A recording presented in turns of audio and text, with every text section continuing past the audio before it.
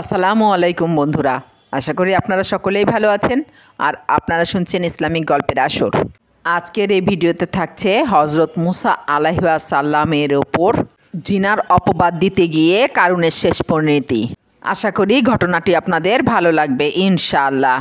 তাই ভিডিওটি না টেনে সম্পূর্ণ শোনার অনুরোধ রইল।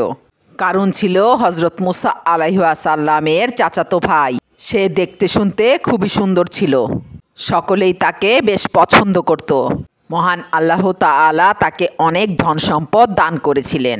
কথিত আছে যে তার এত ধন সম্পদ এবং স্বর্ণমুদ্রা ছিল যেগুলো বহন করার জন্য পুরো ৩০০টি উটের প্রয়োজন হতো।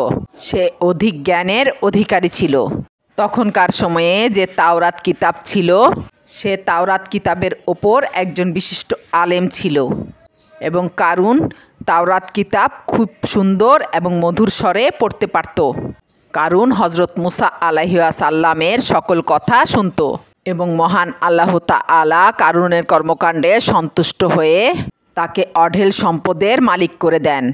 এরপর যখন মহান আল্লাহ তাআলার পক্ষ থেকে যাকাত দেওয়ার হুকুম আসে, তখন হজরত মুসা আলাইহিস সালাম কারুনকে বলল, ওহে কারুন, তোমার ধন সম্পদের ওপর আল্লাহ তাআলা যাকাত ফরজ করেছেন, সুতরাং তোমার ধন সম্পদ থেকে গরিব দুঃখীদেরকে যাকাত প্রদান করতে হবে এবং এটাই মহান আল্লাহ তাআলার বিধান।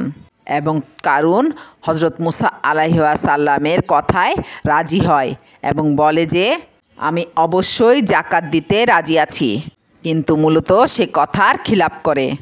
আসলে লোভ এবং লালসা তাকে এতটাই ধরে বসেছিল যে সে তার ধন সম্পদের কিছুটা অংশ গরিব দুঃখীদের জন্য ব্যয় করতে চাচ্ছিল না। তাই সে মনে মনে ঠিক করলো, যদি আমি মুসাকে বনি ইসরায়েলবাসীদের সামনে অসম্মানিত করতে পারি, তাহলে আমার আর যাকাত দেওয়ার কোনো প্রয়োজন হবে না।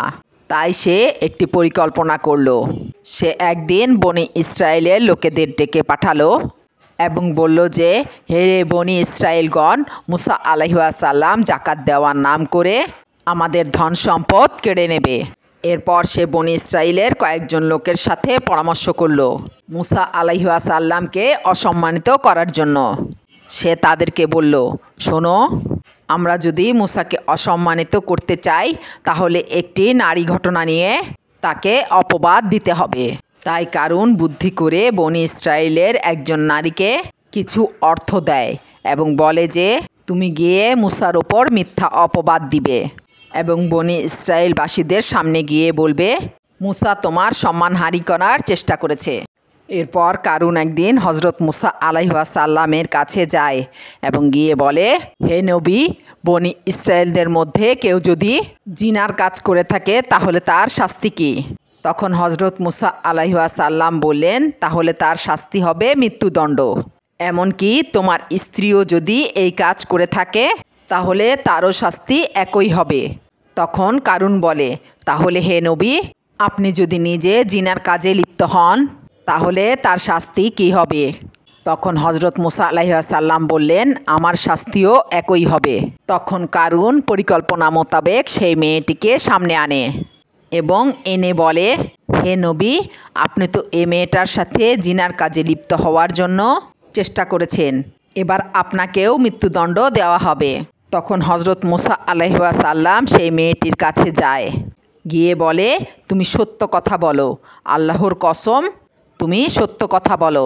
তখন মেয়েটি হজরত মুসা আলাইহিস সালামের মুখ দেখে একেবারে ভয় পেয়ে যায় এবং সে সব সত্য ঘটনা খুলে বলে এবং সে সব স্বীকার করে বলে, আমাকে কারুনই অর্থ দিয়েছে যাতে আমি আপনার নামে বদনাম রটাই। এরপর হজরত মুসা আলাইহিস সালাম সিজদায় গিয়ে আল্লাহকে বলেন, হে আল্লাহ, তুমি কারুনকে ধ্বংস করে দাও, তার ওপর গজব নাজিল করো। মহান আল্লাহ তাআলা হজরত মুসা আলাইহিস সালামের দোয়া কবুল করেন এবং সাথে সাথে কারুনের সম্পদ মাটিতে ধসিয়ে দেন এবং সে সেই মাটির নিচে চাপা পড়ে যায়।